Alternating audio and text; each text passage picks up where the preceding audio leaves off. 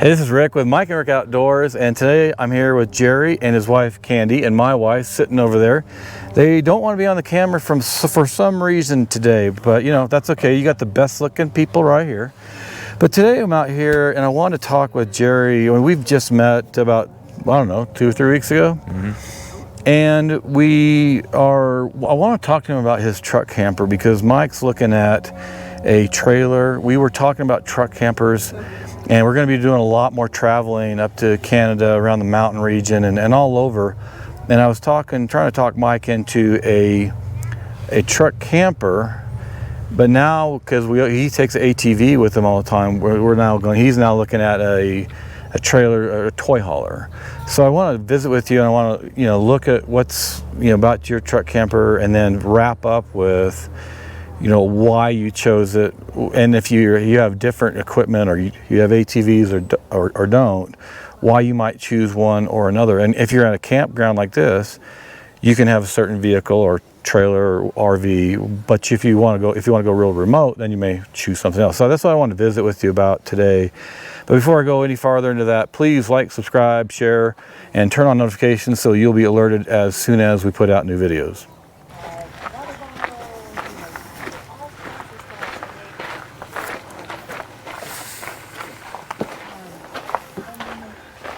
First off, I'm going to start with this truck.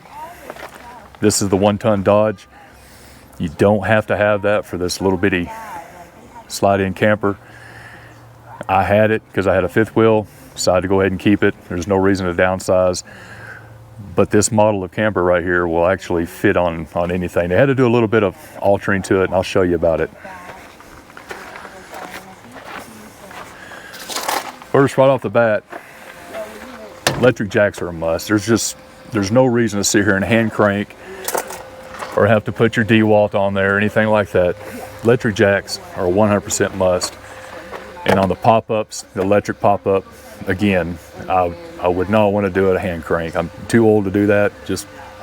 I'm going to spend the money and I'm going to get it right. Hey Jerry, real quick question, and that is, so you have the back jack down, but not this one. So why do you use, in this case, you're not using this one? What's the reasoning for that? Well, a lot of people don't even use them when they're out camping like this. I do. I put the back ones down for stability, and I just don't like the rocking motion, just like you would on a regular trailer. It's pretty much just for support. With the backs being down, it stables this thing real good. It doesn't move at all, so that's why I use them. What holds this camper on is these anchors. Now, I was real iffy about them in the beginning because they're on a tension spring, and it's my first truck camper. I was really apprehensive about taking this down the road at 70 miles an hour, but I've driven this thing across the country and it doesn't move at all. They've got some better ones out. These are all hand cranks. Every time I have to take it off, I have to loosen the jam nut, have to crank it off, have to take everything out. What these call fast guns, but they're about $500 for 4 of them. So I can hand crank a whole bunch for $500, that's for sure. What fast guns do is it makes it where you don't have to tighten this up by hand or loosen it, and they're already preset. It's almost like a come along, and you just tighten them down right there and it's already to your set. But moving on, just some of the features about this camper is, this is where all your electric jacks plug in. It has the battery disconnect right here, and this is what I really like about it. I get some alligator clips. I hook my solar panels up to them, recharges my battery when I'm out here dry camping.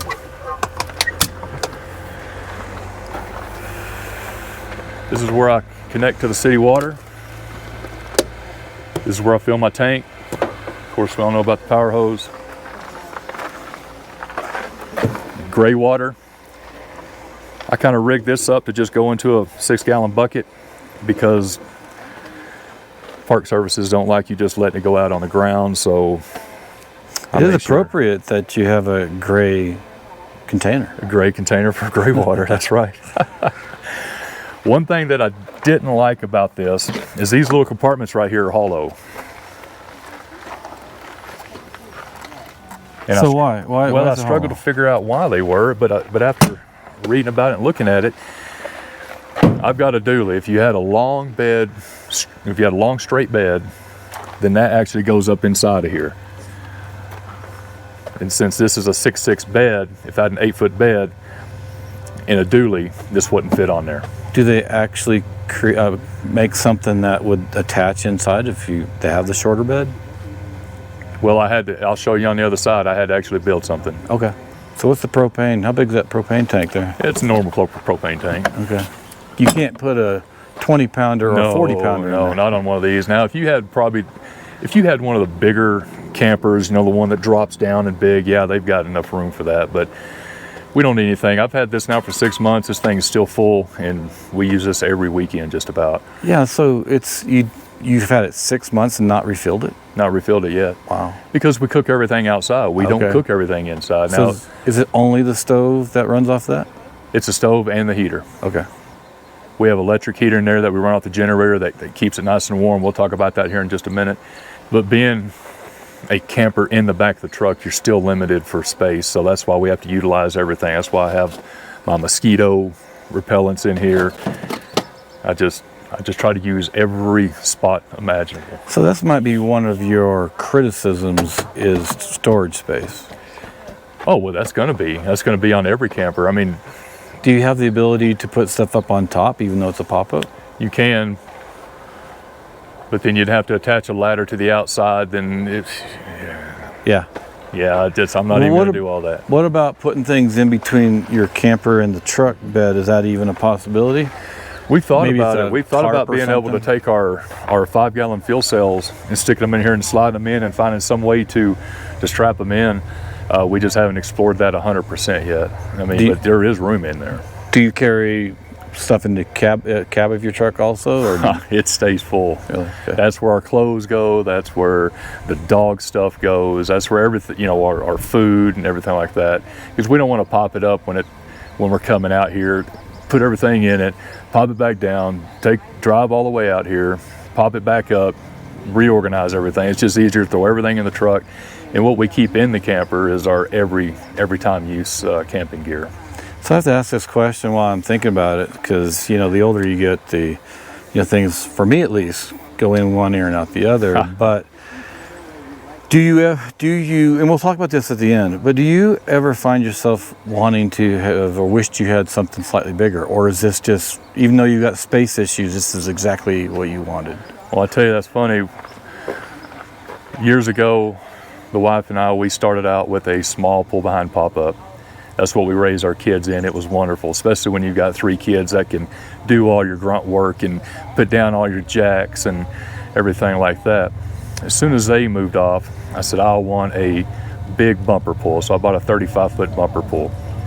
That was all good until my little half-ton truck just couldn't keep it on the road anymore. That was like pulling a billboard down the road. So then I upgraded to a 3/4 ton.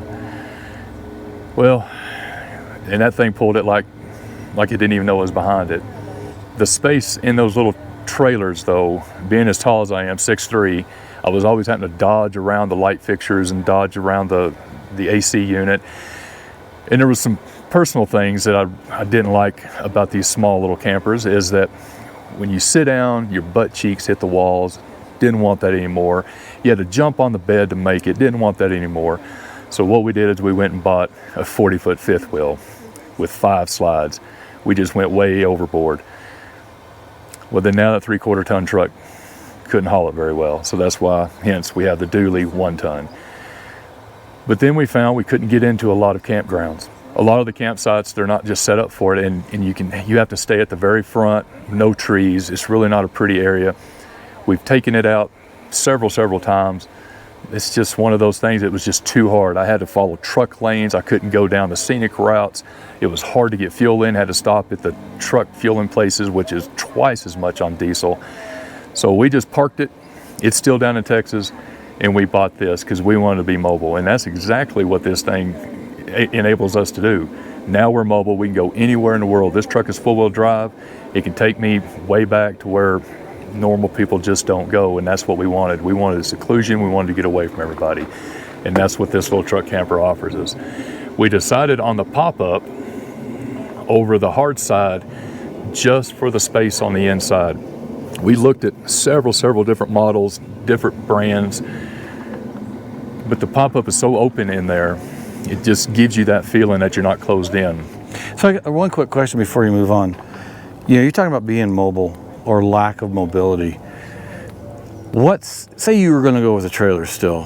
What size in general or length in general on a trailer do you still think keeps you mobile? And then the follow-up question that is the mobility on a truck camper. What size of a truck camper keeps you from being mobile?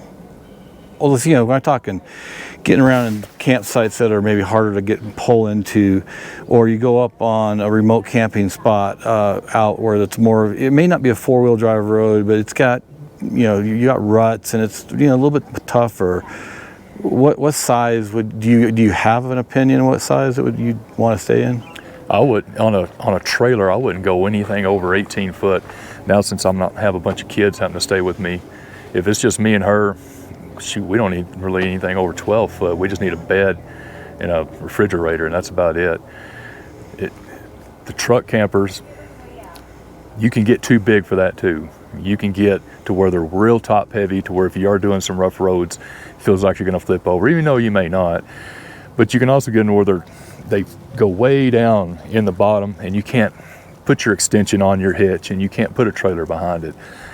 So this one here, we liked it because it was high. We can put our extension in. We can pull a little trailer behind us, you know, with our ATVs or side-by-sides, and we can still do other things. We can put a boat behind it, jet ski. We can do whatever we want to do. That's why this was one of our best purchases we've ever done. I was real sketchy about these steps when I first got it because I weigh 220 pounds. And I didn't know how these little accordion steps were going to work on me. But I've carried a lot of stuff up these steps. It comes undone with these two little pins, folds up, and I just stick it right in there for whenever we're traveling. Has a place to put your backup camera because your tailgate's down. You don't have a backup camera anymore, and you can't see behind. This is just a huge block sitting behind you. So we haven't put the backup camera there just because they're $800, and I don't see any reason for them unless I'm in Walmart parking lot. There's not really anything. Oh, this awning. We chose to get the option to get this awning on here, and we've only ever used it one time. I wouldn't recommend it. That's $900 attachment. It comes out to about right here, offers absolutely nothing. It's better off just to get one of them pop-up tents and just haul that around. A whole lot cheaper than that. Well, the only thing about the pop-up tent though, then you've got to pack it. Oh yeah. So if you had, can you get different size awnings that would come out farther? Sure, you can get one that comes out 10 foot. You can also get one that goes around right here that comes out this way, but I've always figured I was going to hit my head, so I just didn't even try that option. All right, so we're going to go inside. Yeah, let's go inside. And the thing is, let me get your logo here just to give you a little heads up, thumbs up. But tell me about hitting your head when you walk in this. This is one of the critiques you might have. We were down in Austin, Texas when we got fitted for this, and they had this on my truck. They said, come on in, check it out, and give us a walkthrough. I cracked my head right there so hard that it took me to my knees, and I lost everything about every religion I ever had. I called everybody in that whole place some bad names, and I even threatened to burn the whole place down. So that right there will hurt you bad. But you still bought it. But I still bought it because that was my fault, not theirs. Come on in here. I'll show you what we've kind of done different. Talk about the height first, because that's important to a lot of people. Well, again, I was skeptical about the pop-up because I was afraid of the height because of previous experiences with the other trailers. But walking in here for the very first time, even though my head hurt at that time, I was just instantly in love with how high this was. I can stand up on this little platform right here. I don't have to dodge around anything. It's exactly how high it is. I was also worried about the height right here. Am I going to feel like I'm sleeping in a coffin or not? But actually, I mean, this is 2 feet high. When you lay there, it's great. You got plenty of room. The wife is able to sit up without hardly even ducking her head. Now me, yeah, there's some little things about it that I really don't like. This little knob right here.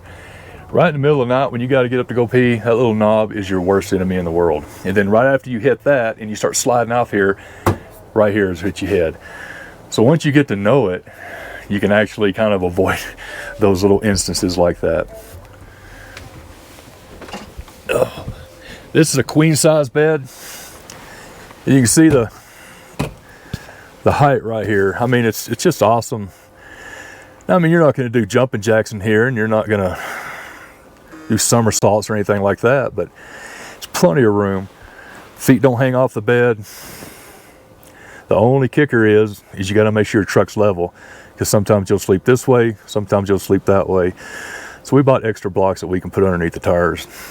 But getting down is kind of a trick for me. For her, it's a little bit trickier because she has short legs. But that's it. Now she'll dangle right here and have to use braces and all that to get down. But for us, for me, it's just fine.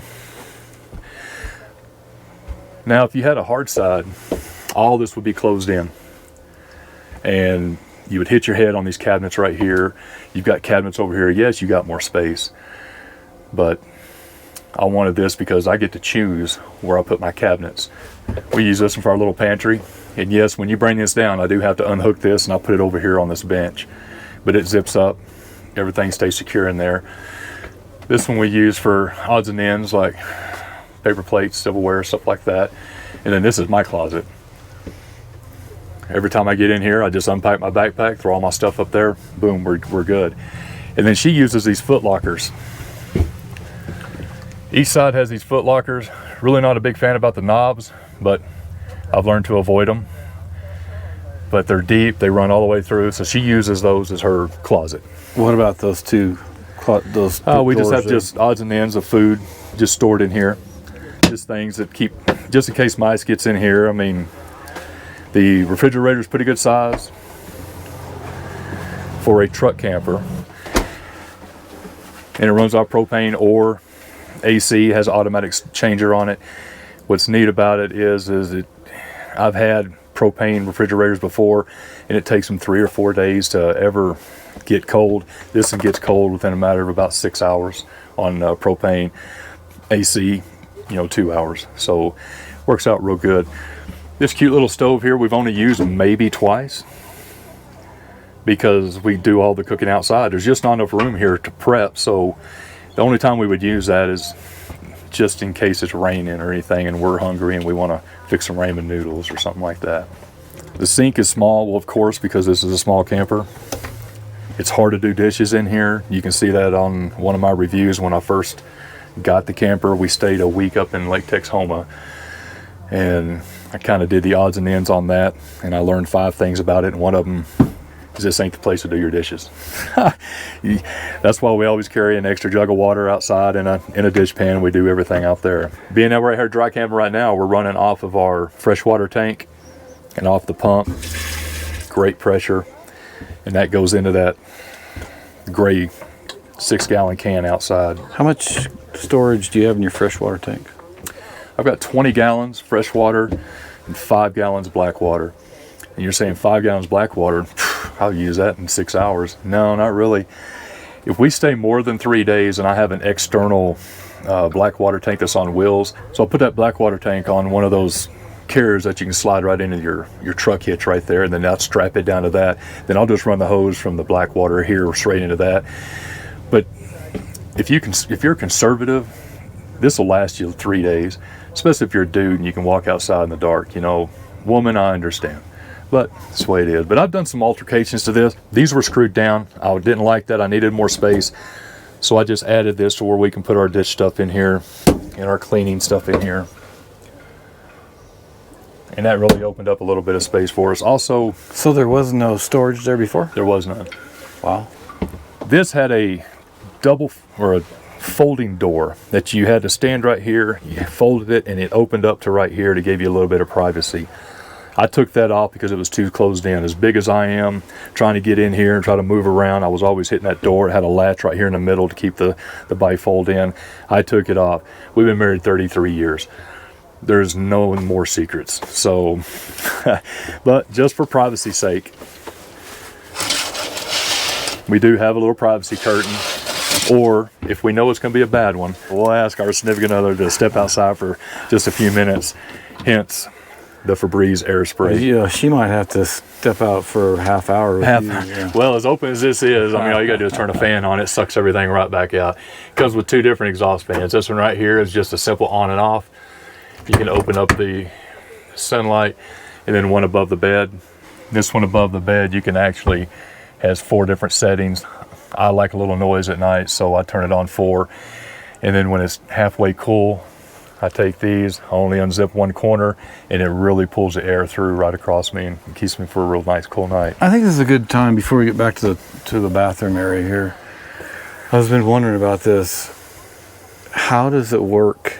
You know, summer seems fine. I mean, you can get warm, you know, a little bit warm, but in the winter, you know, we were talking about this before, and you were saying there was no issues at all. I mean, this is some, you know, it's not. It's canvas. Yeah, it's canvas. That's all it is. But you said it wasn't a problem. You said you guys stayed nice and warm. Isn't that what you said when we were talking? Yeah, about? when we picked this up in Austin, it was in end of December, and it was -9 degrees, and we camped in it that night because we didn't want to drive all the way back, and this is what we used.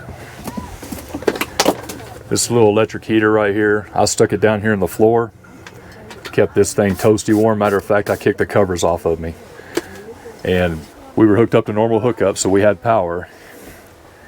And if we didn't, then I'll be running off that propane bottle with this thermostat, and here's the heater right here. All right, so that's what you're saying. If it was really cold, and then maybe that one's gonna put out more heat. That'll put out a lot more heat. That one will run you out of here within 5 minutes. I don't care how cold it is. But heat rises. You're going to be right here. You're going to be sweating. Yeah, right. And I've experienced that. So that's why I turn that thing off, keep this little heater right there, and then at nighttime when it's ready to go, I stick it right here, and it oscillates, and it blows the heat up through here. Man, we sleep nice and comfy. Now then, saying that, we do have an electric blanket in here. So and it's underneath. And when we're plugged in and it's cold, we do turn the electric blanket on. All right, so we're gonna come back over here, finish up with your bathroom. Right. Now there's no shower here, right? It's just no shower. We actually looked, the one model up has the shower in it. And I have a problem with the bathroom shower combos. That's my personal preference. I just don't like, every time I want to take a shower, I have to store my toilet paper or put my towels somewhere else. And the one that had the shower, it didn't have all these cabinets right here. This was all one shower unit. And again, you just had just the curtain that went straight around. The reason why we didn't do that, because we're not out for weeks and weeks at a time. If we're out more than 4 or 5 days, then we're going to stay at a place that has a shower. What we do right now is very simple. Body wipes. These things are bigger, just like the butt wipes that you always get, but these are a lot bigger. Strip down, wipe yourselves off with about 2 of them. Man, it's just like getting out of the shower. You don't have to worry about hot water. You don't running out. You don't have to worry about filling up your tanks. You don't have to worry about draining your fresh water. All that's done by those wipes. But that brings me to our, this is something that we added. This is where we keep all of our toiletries and stuff. And because all these shelves right here got full of towels and just miscellaneous. And so we added that to keep all her stuff in, my travel bag, and just little accessories here and there. And it works out real good. And yes, when this pops down, I have to take this off and hang it over the toilet. It works out real good. So did you go over everything that's right behind you that you're leaning your hand? Oh, this right here? Yeah. Well, when we are hooked up or the generator's running, we run the Keurig. And then this is an ice maker. Like I had the generator running this morning to recharge the Jackery and some other things. And I went ahead and added water to this, and we made enough ice for the rest of the weekend. So it's electrical? Mm-hmm. These are all 110. Oh, your generator. Mm-hmm. Okay. When I'm running my generator, I'll run this, and I'll run the ice maker, and I'll run the Keurig. Okay. Because I'm already burning fuel. I might as well go ahead and utilize it. Do you make your neighbors mad when you run your generator? Well, first thing I always do when I come to a campsite is I look around, I see who else has generators. And like when we got here yesterday afternoon, I went over to our neighbors and introduced myself, told them we're going to be good neighbors, and I saw that they had a Predator 3500 as well, and I complimented them on buying such a great generator and asked them when they're going to be running it, told them when I was going to be running it, so we all had an understanding. And as long as I think everybody communicates, there's never any problems. But this area right here is where this table right here goes. It's got we got it here, we store it here because we don't ever eat in here unless it's raining outside. So this storage underneath that holds our pipe. But when you put the table here, it really brings down the space. And how far does that table come out to? Oh, just right here. You can still slide by. You can slide by it, but I have to do it sideways. So I just don't like it there. It's just no reason to have it. It just collect more junk. So we just store it away, and if we ever need it, it's just a 30-second put it right up. So one thing I can see about this already, you have so many windows that even on a hot day, we're up to 80, 85 today here. I think in Colorado Springs it might be 95. But it seems like it really lets the air through real well. It does. It's especially when you're up there on the bed at night and the wind's blowing through, you get a crosswind. It's just amazing. Now, one of the downsides of that is privacy. So if I'm in here changing and someone's over there at a little bit higher elevation, they can see right in, especially at night. So we have to actually just drop our little privacy screens if we want to. And then, especially, when we start going to bed, and then it's just real easy just to roll back up and get that cross breeze again. Well, is there anything else you want to add in here before we go back out and wrap this up? Yeah, let me turn on one of these vents. Get some air through here just a little bit. Oh yeah, just in case, because I'm a Texas guy. I keep my bear spray right by the door because we are in bear country. Have you ever used one? No, never have. And the first time we brought it out, they said they had bear sightings real close. And this had a zip tie around it, and I brought it out, and the wife said, "We're gonna die. You don't even know how to use that." And I'm like, well, "No, I really don't." But anyway, it's there just in case. They say we ain't got to worry about bears; it's more the mountain lions, and that's okay. Yeah. But you see where I put my tackle box and everything stores away real nice. I'm gonna turn this little fan on real quick, get some airflow in here.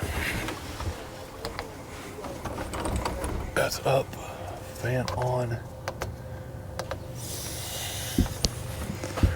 So before we go out and wrap up on talking about different types of, why you might choose something versus another, what would you?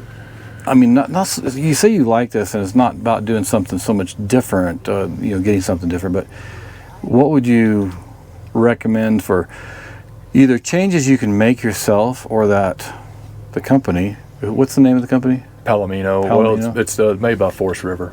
Yeah, so if they would take some recommendations from you, what would you recommend that be done, or that other people that you could do it yourself, things you can, make modifications? First off, have a little bit bigger sink where you can actually put a plate in there and wash it. Another thing is make this where it's storage underneath, because there's a fender well right there, and if they box that off, you could have two real nice storage units right there. This is a pretty cool camper, man. I mean, this is, I can tell you right now, out of all the campers I've ever bought, and I bought a bunch of them, this is probably my best purchase I've ever done. So you've had hard shells campers? Yeah, I've had the trailers, the fifth wheels. Yes, it's small. There's a lot of people, when they come over, we'll pull into a campsite and it'll always perk the interest of somebody, and they'll come want to look in it. But you're not getting out to sit in your camper. If that's the case, you would just stay at the house. This is just some place for us to sleep and to store our stuff in case it rains. We stay outside, we hike, we bike, we fish, we hunt. This right here gives us the mobility to do whatever we want to do. Yeah, because it seems like, for me, I've got some Kodiak canvas tents, and they stay real warm in the winter. Well, if you have a heat source inside, right. But you have to set them up and take them down. And so this is a lot more convenience, but you can pull up. I know you got to raise the top, but basically you're set and ready to go. It's a lot more convenient, right? It's not as convenient as a hard shell truck camper, because you do, as a matter of fact, I just did a video on that, on my setup process, and I got a phone call from my brother, said that he was tired after 5 minutes of watching my video. But we do bring a lot of stuff with us because we do a lot of different things, and we're not just a set up and sit kind of people. But you do have to walk around it, you do have to unlatch it, and then you got to push a button and watch it come up. And then you got to go back around and pull the little skirting down, that's just in case it does rain, so nothing gets in. Make sure all your zippers are good. The takedown's a little bit more, say, strenuous, because as it's coming down, you don't want this to be pinched with the roof. So you got to bring it down to about 6-8 inches, go around, tuck everything in, and then bring it the rest way down and clamp it down. And that's pretty much it. Then you drive off. Why don't we head back outside and we'll wrap all this up. Watch your head.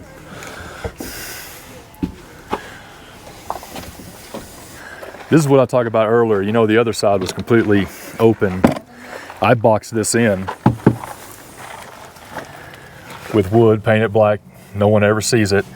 And that's where I put all my Blackwater stuff. Are you going to do that to the other side? Yes, and that's where I want to put all my electrical stuff. So real quick, what campground are we at? We're at South Meadows Campground. We're just about 20 miles west of Montua Springs. It's real nice. It's a very spacious campground. All right, so we're back outside and the women are walking away. They, for some reason, just don't want to be in the video. I'm not sure what it is. Oh, she's going to show her the camper now. All right, so she's going to want one.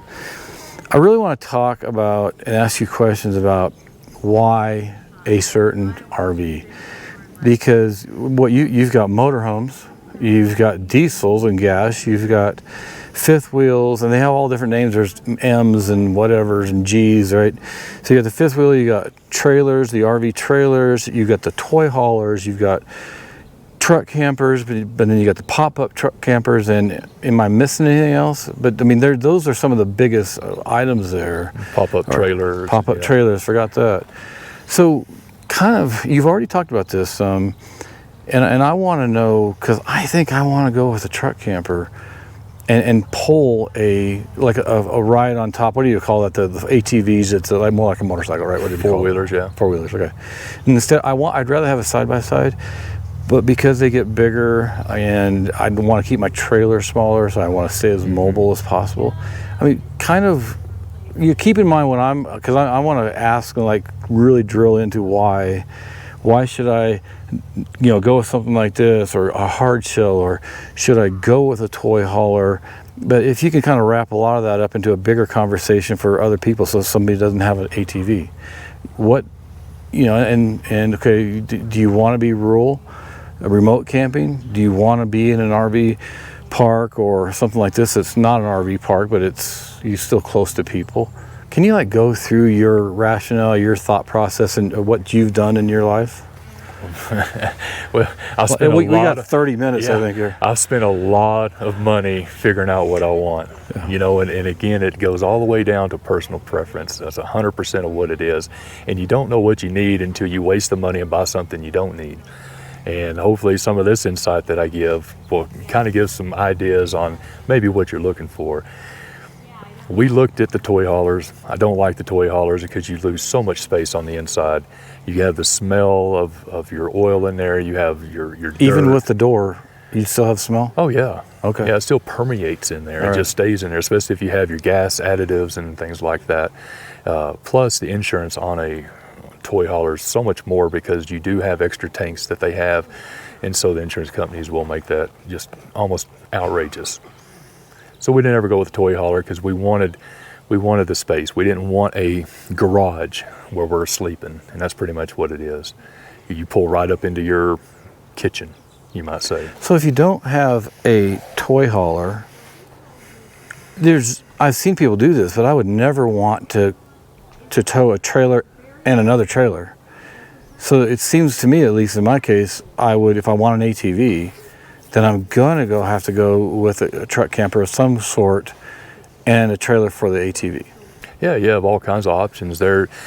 We went with the actual slide-in, the bed camper, versus the one that sits on top of the rack that folds out and over that you see on all those dispersed camping sites. Because my knees are old, I am old, and I pee frequently. So I don't want to climb up and down those stairs. So you don't drink a lot of water at night? Well, I try not to, but it still happens. You know, after you get over 50, it's pretty frequent.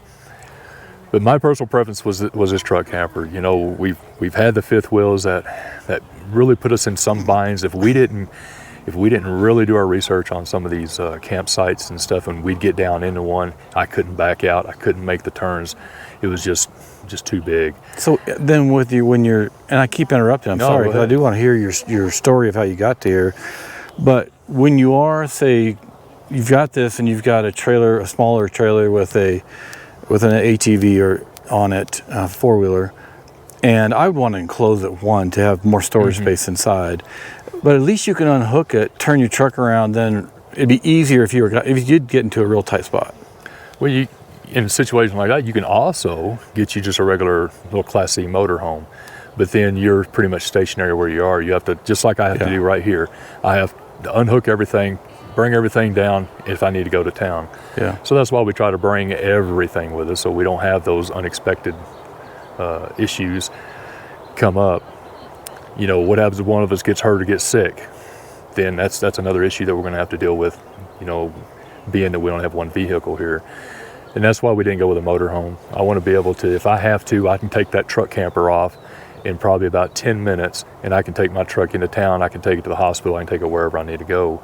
But when we go on longer vacations, more than just a couple of days, we'll actually take the camper off. Like I said, it takes about 10 minutes. It's all electric. Just hit a button, comes right off, drop it down close to the ground, and then we got our truck to go sightseeing and doing whatever we want to go do. Have you ever thought of pulling a ATV with this? Or sure. No, we did when I first bought it down in Texas, and you have to get a hitch extension, and it depends on the weight. You know, those can run up to $1,200–1,300. So if you're pulling a big side-by-side like a Can-Am 1000 double-seater, you're going to want to get that big boy, that just to make sure, because you are adding just a tube, another 6 more foot, and you're having a lot more tongue weight, so you're going to be bouncing. So you want to get everything all safety chained and all that. So how much is the trailer and the extension? Because you were given a price of like $1,500, $1,200 for it. Yeah, that's just the extension. But that's the extension. And you can get them as cheap as $250, $300. Then you bend them probably. Well, it depends on your weight. If you're pulling a little four-wheeled or a four-wheeler trailer, yeah, I'd probably only go with about a $400 or $500 one. So I do a lot of rural camping. Mike and I go out all the place. And sometimes we're on roads that are hard to get to places, and they're not a four-wheel drive road that only ATVs and Jeeps are on, but they're still a little more challenging. And I have seen fifth wheels and longer trailers up there, and this is really more hunting season. I've seen this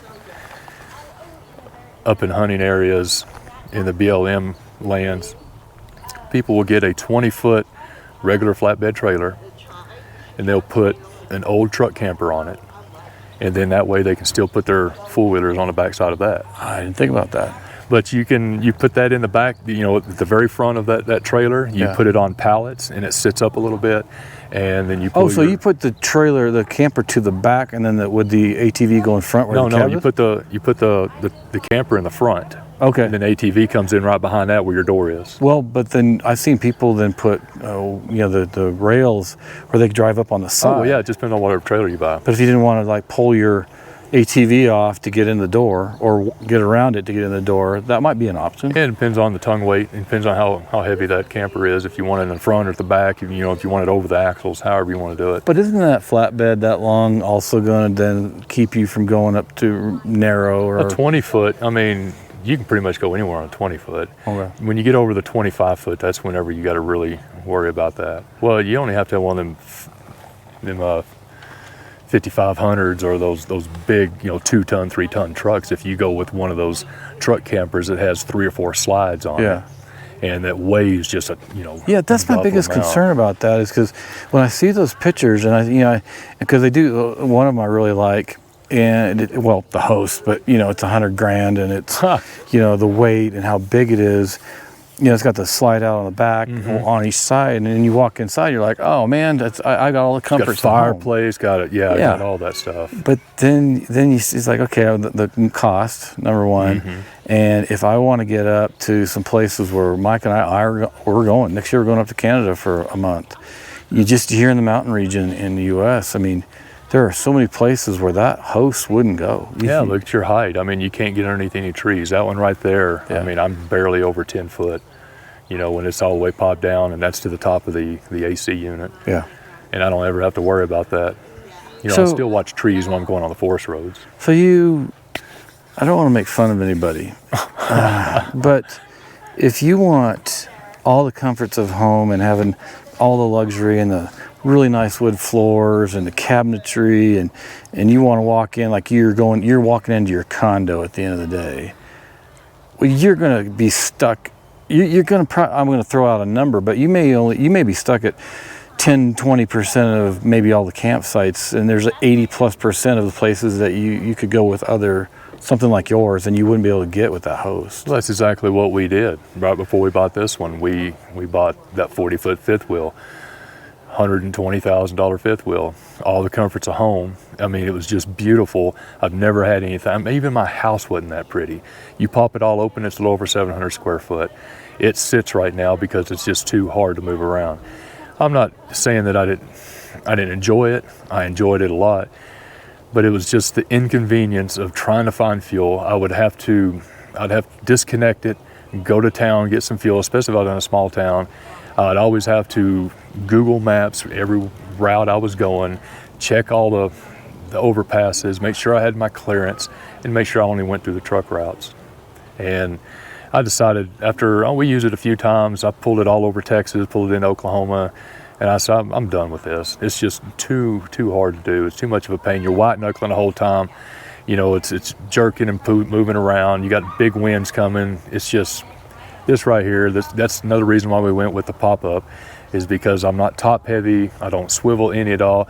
We went through a sandstorm in Dalhart, and we were completely blind. We couldn't even see in front of us, and that truck never moved. So that's another question, though, is when you're driving and you got all that wind hitting those much bigger truck campers, or even in the trailers. Yeah. I mean, all these trailers they're angled front, but that seems like it was going to cut through, have a lot less wind resistance when you're driving, and I mean, it's got to help your gas mileage at least a little. Well, that's another reason number 500 is why we went with the pop-up, is it's not sitting so high in the air and doing that drag, but it still knocks down my fuel mileage quite a bit. Normally I get 21, 22 miles a gallon in that truck, and then it drops it down to right around the 14, 15 mark. Really? Is that a diesel? Yeah. Okay. And yeah, it's just nature of the beast. Wow. And when I pulled my fifth wheel, I was getting 9 to 7. Really? I mean, and that was pulling it at 60, 65 miles an hour. I guess the obvious answer is absolutely. I haven't asked yet, but when you're going up these mountains here in Colorado, or like them elsewhere, you're pulling this versus something else, it's got to be a big. And then going down too, you're braking, and I feel like there's even though some people are going slow uphill, I think sometimes they're going slower downhill, and then you're burning brakes up. Do you ever feel like that's an issue with this one? Well, luckily the Dodge has one of those J brakes in it that I just hit the button, it slows itself down as it's going downhill. Also, I'll put it in tow mode when I'm going up these taller mountains, because that does add quite a bit of weight to it, especially when I've got my tanks full, and that just keeps the transmission from shifting so much. Do you downshift at all, or does that J brake keep you? That J brake does it for me. It downshifts itself, especially if I have tow mode and the J brake going. I mean, it just slows me down all the way. Right. When I let off the gas, it automatically starts slowing me down, and it will almost bring me to a stop on an 8% grade. But almost. It's using your brakes. It's using the motor, the combustion of the motor to slow me down. Okay, for everybody who doesn't know this, I'm a newbie at truck camping and all that. So, and even, I got a truck, but I love my Tundra. But that thing it has to go for me going into a truck camper or even pulling a trailer. Well, that one actually is rated for a half ton. Yeah, but then it probably sitting like this going down the Well, road. it may. I mean, all because they say they're rated for it Yeah. doesn't mean it can actually take care of it. All right, so I interjected a lot and interrupted you. No, it was good. But you're talking about your history. Is there anything you want to add for not just for me, but other people who are really thinking about these different types of RVs that you may want to consider? If there's any way to go rent one, if you can find a rental place and go rent one for the weekend, and that's one thing that I wished I'd have done 2 or 3 campers ago. Just go rent it for the weekend and go see if you're going to like it. See if your truck's going to actually be able to pull it. Now, you may not have the setup is the problem. You'll have to either get a 5th wheel hitch put in or get the bigger hitch in the back put in, or for your load distributor arms. You may have to get all that on, but I would say find a buddy, go rent one, and just see if you're going to like it.